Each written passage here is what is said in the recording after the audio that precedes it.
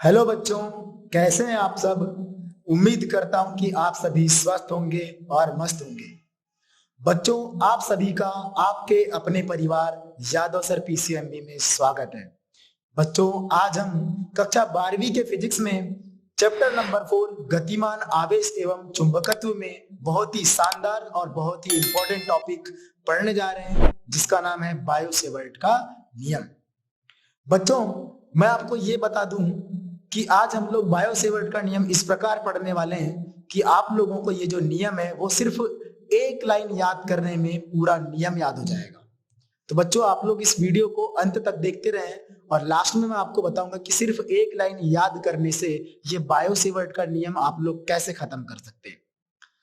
तो बच्चों, अगर आप लोगों ने इससे पहले वाले वीडियो नहीं देखे हैं तो कृपया उसको जाकर देख लें। तो बच्चों, इससे पहले हम लोगों ने पिछली वीडियो में यह पढ़ा था कि किस प्रकार धारावाही चालक के चारों ओर चुंबकीय क्षेत्र उत्पन्न होता है और किस प्रकार हम लोगों ने उस चुंबकीय क्षेत्र की दिशा ज्ञात करने के नियम को देखा था। तो आज आप लोगों को यह बता दूं कि यदि किसी धारावाही चालक में हम लोग धारा प्रवाहित करते हैं तो उसके चारों ओर चुंबकीय क्षेत्र उत्पन्न हो जाता है, लेकिन क्या हम लोगों ने इसका मान कैसे निकालते हैं ये पढ़ा था? बिल्कुल नहीं पढ़ा था। तो इसी कारण से बायो और सेवर्ट दो वैज्ञानिक थे। मैं आपको इनकी पूरी कहानी सुनाऊंगा और बायो सेवर्ट के नियम को हम लोग आज बहुत अच्छे से पढ़ेंगे। तो बच्चों, सन 1820 में फ्रांस के दो वैज्ञानिक थे जिनका नाम था बायो और सेवर्ट। अगर आप लोग इनका पूरा नाम जानना चाहते हैं तो इनका पूरा नाम था, आप लोग स्क्रीन पर देख सकते हैं। बायो का पूरा नाम था जीन बायो बैप्टिस्ट और सेवर्ट जिसको हम लोग बोलते हैं उनका पूरा नाम था फेलिक्स सेवर्ट। तो ये दोनों वैज्ञानिकों ने किसी धारावाही चालक में विद्युत धारा प्रवाहित करने पर अगर उसके आसपास चुंबकीय क्षेत्र उत्पन्न होता है तो उसके मापन के लिए एक नियम का प्रतिपादन किया, जिसे आज हम लोग किस नाम से जानते हैं बच्चों? आज हम लोग उसे बायो सेवर्ट के नियम के नाम से जानते हैं। तो चलिए बच्चों, आज हम बायो सेवर्ट के नियम को बहुत शानदार तरीके से पढ़ने जा रहे हैं। बहुत ही इंपॉर्टेंट टॉपिक है, ध्यान लगाकर पढ़ेंगे आप। तो चलिए, आपके सामने एक चालक तार दिखाई दे रहा है। माना कि एक धारावाही चालक है जिसका नाम है एक्स वाई और इसमें एक्स से वाई दिशा में विद्युत धारा प्रवाहित हो रही है। और जैसे हम लोग इस चालक तार में विद्युत धारा प्रवाहित करते हैं तो आप सभी को पता है कि इसके आसपास कौन सा क्षेत्र उत्पन्न हो चुका होगा? चुंबकीय क्षेत्र उत्पन्न हो चुका होगा। ठीक है बच्चों, और जब इसके आसपास चुंबकीय क्षेत्र उत्पन्न हो चुका है तो हम लोग इस चुंबकीय क्षेत्र में एक बिंदु की कल्पना करते हैं, एक बिंदु P की कल्पना करते हैं। तो और यहाँ पर इस चालक तार में हम लोग एक अल्पांश लेते हैं जिसका नाम है AB और उसकी जो लंबाई है वो मान लेते हैं हम लोग DL। बच्चों, आप लोगों के दिमाग में आ रहा होगा कि सर ये अल्पांश क्या होता है? तो बच्चों, अल्पांश का मतलब है अल्प धन अंश। इन दोनों शब्दों से मिला है अल्पांश। ठीक है, तो अल्प धन अंश, अल्प का मतलब होता है थोड़ा, छोटा या फिर कम, और अंश का मतलब होता है भाग। ठीक है बच्चों, तो इस चालक तार का जो छोटा सा भाग होगा उसी को हम लोग क्या बोल रहे हैं? अल्पांश बोल रहे हैं। तो बायो और सेवर्ट ने किसी अल्पांश के कारण किसी बिंदु पर चुंबकीय क्षेत्र की तीव्रता का मान कितना होता है इस बात को बताने के लिए अपना नियम दिया था। तो चलिए बच्चों, मैं पहले आपको चित्र समझा दूं कि इस अल्पांश को हम लोग मिलाएंगे बिंदु P से। तो ये मिला दिया हम लोगों ने। माना कि अल्पांश और बिंदु P के बीच की दूरी जो है वो है R तथा अल्पांश और बिंदु P को मिलाने वाली जो रेखा है ना, उन दोनों के बीच बनने वाला कोण जो है वो है थीटा। ठीक है बच्चों, तो चलिए आप लोगों को चित्र के बारे में यहाँ पर कुछ लिखना पड़ेगा जो मैं आपको बोलकर बता रहा हूँ। बाकी आप लोगों को लिखने के लिए मैं लास्ट में एक कॉपी आपके सामने रखूंगा जिसका आप लोग स्क्रीनशॉट ले सकते हो। तो चलिए बच्चों, चित्र के बारे में आप लोग क्या बोलेंगे, क्या लिखेंगे इसमें? तो बोलेंगे चित्रानुसार माना कि एक धारावाही चालक XY है जिसमें X से Y की ओर विद्युत धारा I प्रवाहित हो रही है और इसके चुंबकीय क्षेत्र में एक बिंदु P स्थित है। और बोलेंगे हम लोग कि चालक तार में एक अल्पांश AB है और AB से P बिंदु के जो दूरी है वो R है तथा अल्पांश और चालक तार को P बिंदु से मिलाने वाली रेखा, इन दोनों के बीच में कोण जो है वो है क्या है, थीटा है। चलिए बच्चों, तब बायो-सेवर्ट के नियम के अनुसार इस अल्पांश के कारण बिंदु P पर उत्पन्न चुंबकीय क्षेत्र की तीव्रता किन किन बातों पर निर्भर करती है, वो चलिए देखते हैं हम लोग। चुंबकीय क्षेत्र की तीव्रता, वैसे तो बच्चों चुंबकीय क्षेत्र की तीव्रता को हम लोग प्रदर्शित करते हैं B से, लेकिन चूंकि यहाँ पर हम लोग पूरे चालक तार के कारण चुंबकीय क्षेत्र की तीव्रता नहीं देख रहे हैं, हम लोग केवल अल्पांश के कारण चुंबकीय क्षेत्र की तीव्रता देख रहे हैं। इसी कारण से चुंबकीय क्षेत्र की तीव्रता को हम लोग दर्शाएंगे किससे, dB से। तो ये जो चुंबकीय क्षेत्र की तीव्रता है वो किन किन बातों पर निर्भर करती है, चलिए देखते हैं। तो सबसे पहला, चालक तार में प्रवाहित विद्युत धारा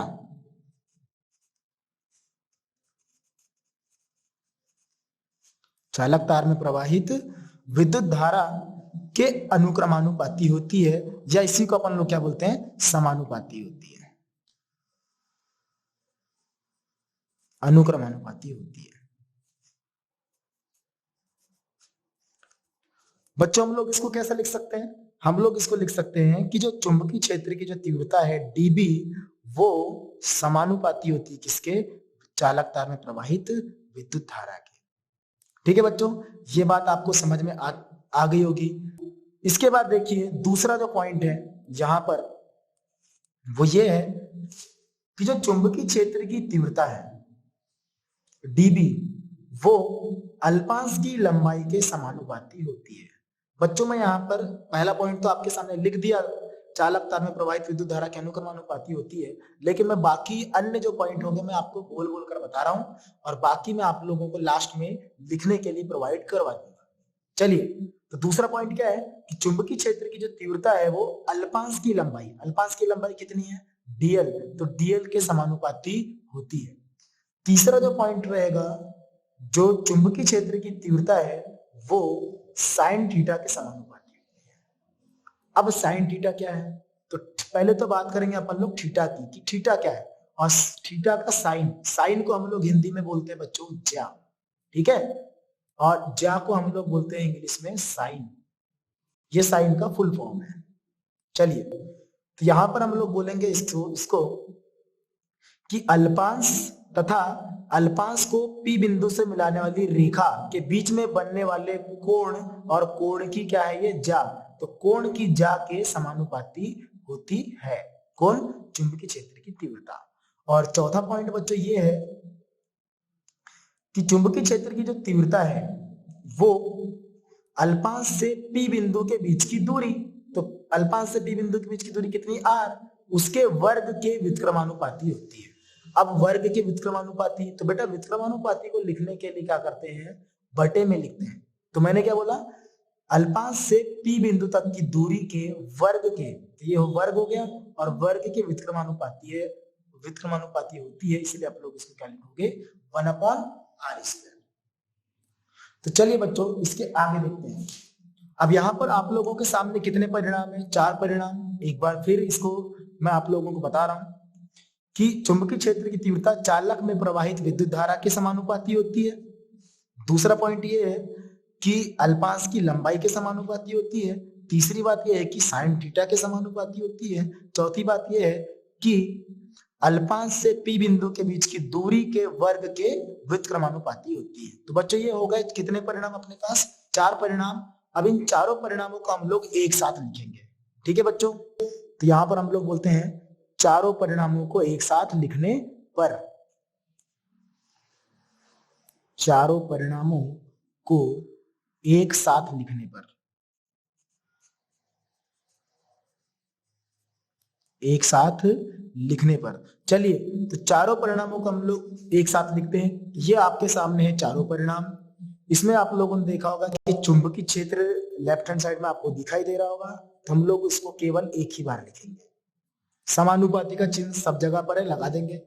अब देखिए चारों परिणामों को कैसे लिखेंगे हम लोग, ये आई विद्युत धारा के समानुपाती होती है, डीएल के समानुपाती होती है, साइन थीटा के समानुपाती होती है, लेकिन आर स्क्वायर के व्युत्क्रमानुपाती होती है, इसलिए आप लोग इसको क्या लिखेंगे, कहाँ लिखेंगे, बटे में। तो ये बन गया डीबी समानुपाती I DL sine theta upon R square. ठीक है बच्चों, इसके बाद हम लोग यहां से समानुपाती का चिन्ह हटा देंगे। देखिए समानुपाती का चिन्ह हटाकर बराबर का चिन्ह लगाएंगे। ऐसा करने पर हमें एक नियतांक लेना पड़ता है जो कि है के, और बाकी सब सेम लिख दीजिए, I D L sine theta upon R square.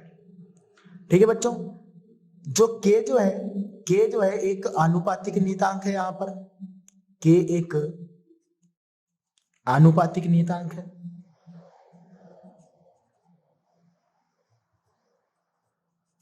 और इसका जो मान है वो मापन की पद्धति पर निर्भर करता है और माध्यम पर निर्भर करता है। जैसे कि माध्यम हम लोग यहाँ पर लेने वाले हैं वायु या निर्वात, और पद्धति लेने वाले हैं एसआई पद्धति।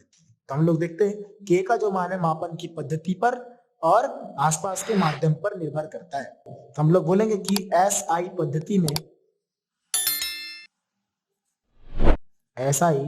पद्धति में वायु या निर्वात के लिए, तो बच्चों वायु या निर्वात के लिए के का जो मान होता है वो होता है म्यू नॉट अपॉन 4 पाई, जिसे हम लोग म्यू 0 अपॉन 4 पाई भी बोल सकते हैं। ठीक है बच्चों, तो ये है ऐसा ही पद्धति में वायु या निर्वात के लिए किसका मान है बच्चों, ये है के का मान। और चलिए तो इसको हम लोग रखते हैं समीकरण नंबर 1 में। तो बोलेंगे समीकरण नंबर 1 से, समीकरण 1 से डीबी का मान क्या हो जाएगा बच्चों, देखिए ध्यान से,